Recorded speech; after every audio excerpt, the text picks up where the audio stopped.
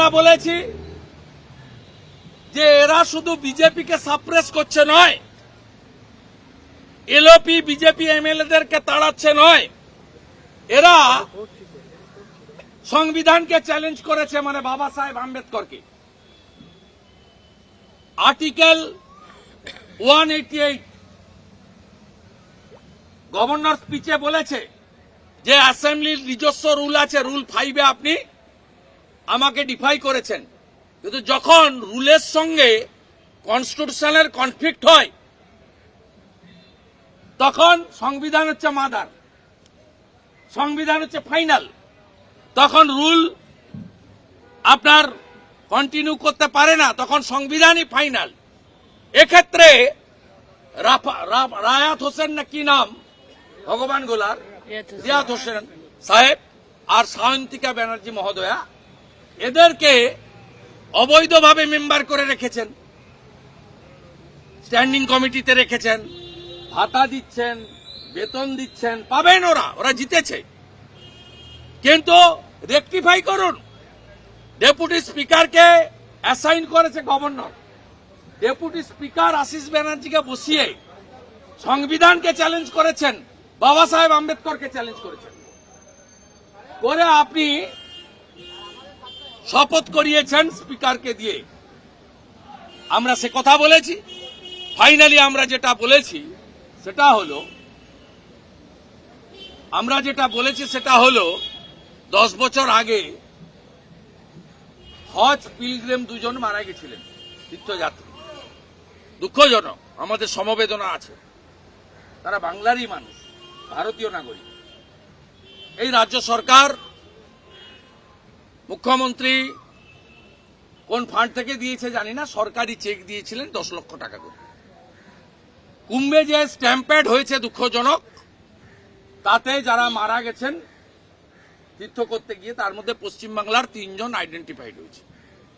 Already 25 লক্ষ টাকা করে উত্তরপ্রদেশের মহামান্য যোগী আদিত্যনাথের সরকার তাদের অ্যাকাউন্টে পাঠিয়ে দিয়েছে, তারা চেক পেয়েছে, আমাদের বলেছে। এক যাত্রায় তো পৃথক ফল হতে পারে না। আপনি তো বলেছেন আমি কি সবাইকে সমান চোখে দেখি, আপনি তো বলেছেন আপনি সেকুলার, আপনি তো বলেছেন ধর্ম যার যার উৎসব সবার,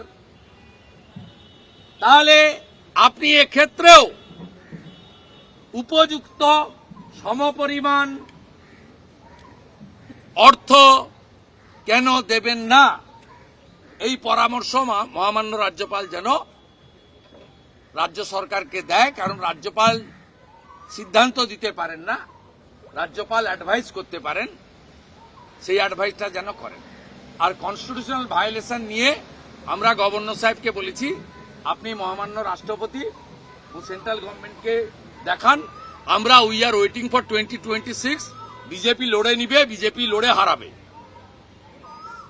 আমাদের যত টর্চার করুন আমরা টলারেট করতে রাজি আছি, 4 বছর করেছি, আরো 1 বছর করব, কিন্তু আপনার সংবিধানকে চ্যালেঞ্জ করেছে, আপনি এদের ছাড়বেন না। Enough is enough.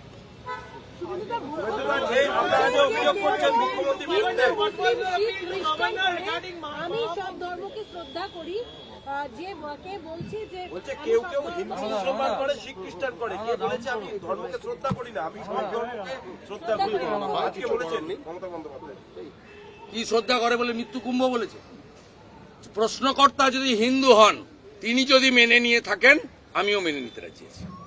আপনাদের মধ্যে যে প্রশ্নকর্তা, তিনি যদি সনাতন বা হিন্দু হয়ে থাকেন, আপনি যদি গ্রহণ করে থাকেন, আপনার বিবেকের উপর আমি ছেড়ে দিয়ে গেলাম। উনি দম্ভ দেখাচ্ছেন কেন? উনি তো স্টেট বলবেন, মুখ থেকে ভুলে বেরিয়ে গেছিল, ওনার মুখ থেকে অনেক শব্দ ভুলে বেরোয়, উনি কখনো প্রত্যাহারও 2-1 জায়গায় করেছেন। উনি সুজিত বসুর পুজোয় গিয়ে চণ্ডীপাঠ ভুলে গেছিলেন, বলছেন শিকুমার দা সব গন্ডগোল করে দিল, এগুলো করেছেন। তো এটা যেটা করেছেন না, এটা ক্ষমার অযোগ্য। আপনি ঠাকুর গুরুচাঁদকে মালদার গাজলে দাঁড়িয়ে যে ভাষায় বলেছেন আমার মুখ থেকে আসবে না, ঠাকুরকে আমি স্মরণ করি, প্রণাম করি, ও ভাষা মুখ থেকে বলা যাবে না। আপনি উত্তরবঙ্গ গিয়ে রাজবংশীদেরকে নিজের পায়ের সঙ্গে তুলনা করেছেন। আজকে বিধানসভায় ব্যঙ্গ করেছে সুশীল বন্দ্যোপাধ্যায় ভাষা নিয়ে। ভাষা নিয়ে তো ব্যঙ্গ করবে, আর আমরা তো চাই, আমাদের নর্থ বেঙ্গলের এমএলএরাও চায়, আমরা তো মোদিজিকে ধন্যবাদ দিই। রামায়ণ, মহাভারত, গীতা তার অনুবাদক যিনি রাজবংশী রামতাপুরী ভাষায় শিক্ষক নগেন্দ্রনাথ রায়কে পদ্মশ্রী দিয়েছেন। এটা নরেন্দ্র মোদীজি বলে সম্ভব। গত বছর ভাওয়াইয়া শিল্পী গীতা বর্মনকে পদ্মশ্রী দিয়েছেন নরেন্দ্র মোদীজি। অনন্ত মহারাজকে বিজেপির প্রথম রাজ্যসভার সুযোগ দিল্লি পাঠিয়েছে। আমরা মুখে বলি না, সম্মান করি। আমাদের এমএলএরা অমিত শাহজিকে লিখেছেন যে রাজবংশী ভাষাকে, রামতাপুরী ভাষাকে অষ্টম তফসিলে দাও। আপনারাই বলবেন পরে দাও, আমরা চাই এটা।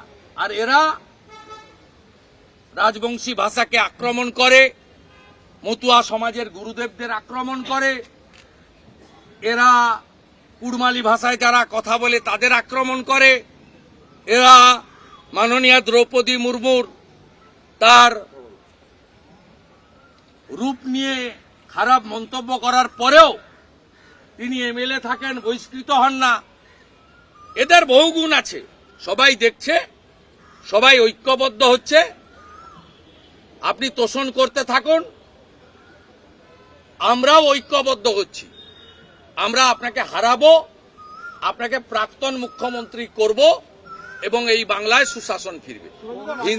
না, রাজ্যপাল বলেছেন অন রেকর্ড, আর স্পিচ আপনারা পেয়ে যাবেন।